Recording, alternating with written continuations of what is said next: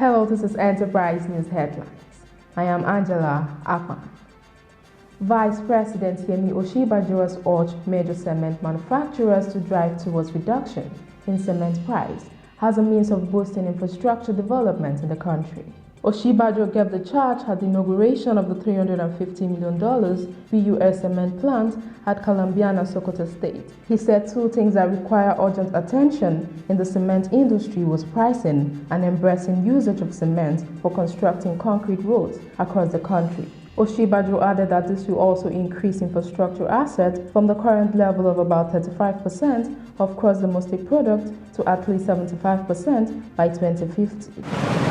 The federal government has revealed plans to fund part of the 2018 budget through green bond issuance. The Minister of State for Environment, Osibanjo, stated this while speaking in Lagos during the listing of the bond on the Nigerian Stock Exchange. This will provide investors with an attractive investment proposition and an opportunity to support environmentally and socially sound projects. However, Nigeria in 2017 became the first African nation to issue a sovereign green bond and the fourth nation in the world to issue after Portland, France, and Fiji. Jubril stated that this was in fulfillment of a key goal of Program 47 of the Economic Recovery and Growth Plan.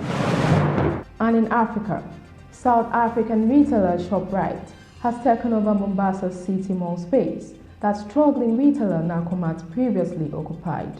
Nyali City Mall kicked Nakumatt out of the premises in March after the retailer accumulated 27.8 million shillings in rent arrears. Enterprise Television learned that ShopRite in February announced that it had secured space in 7 prime malls in Kenya, including Westgate and Garden City.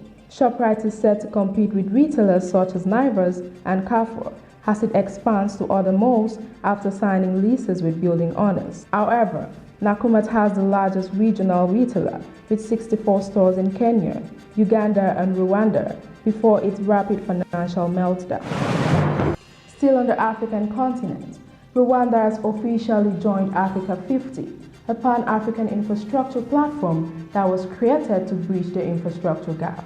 The platform seeks to develop and invest in bankable projects, catalyzing public sector's capital and mobilizing private sector funding. Finance Ministry Permanent Secretary and Secretary to the Treasury, Kelebwa Mungaza, who signed Rwanda's membership on behalf of the government, said that Africa 50 provides Rwanda with a unique opportunity to pursue a key infrastructure project. Africa 50 Chief Executive Eliana Bobisa said that the initiative brings together public and private sector partners to finance infrastructure development.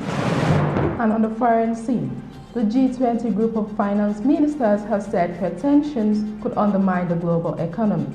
The ministers called for greater dialogue to reduce the risks after attempts to their meeting in Argentina. The summit comes as the U.S. wrapped up trade tensions on Friday, saying it was ready to slap tariffs on all $50 billion of imports from China.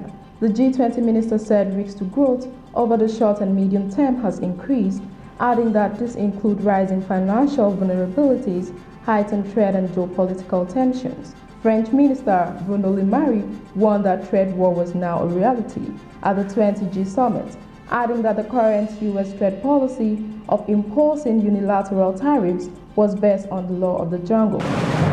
And on the entertainment scene, Skyscraper have topped the Chinese box office on its opening with a 50% market share and earned $48 million, according to local data tracker Entertainment Group.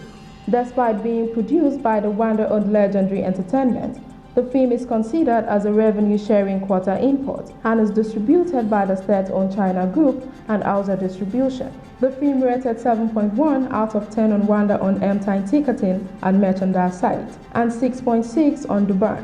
With close to 120 million screenings per day, Skyscraper enjoyed $13.4 million on Friday. Having previously taken $400,000, it continued its run with $17.6 million on Saturday and $17 million on Sunday. Its $48 million total included $4.4 million from 519 IMAX screens.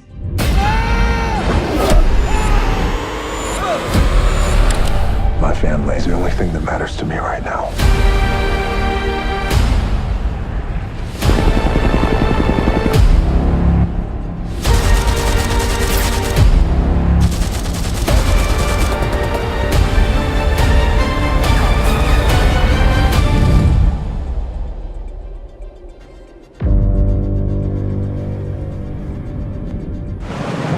that's it on Enterprise News headlines for today. For more news, updates, special reports, and shows, you can visit our website www.enterprisetv.tv. Our social media platforms are always there for your all-round information in the world of business. I am Angela Akpan. Many thanks for watching.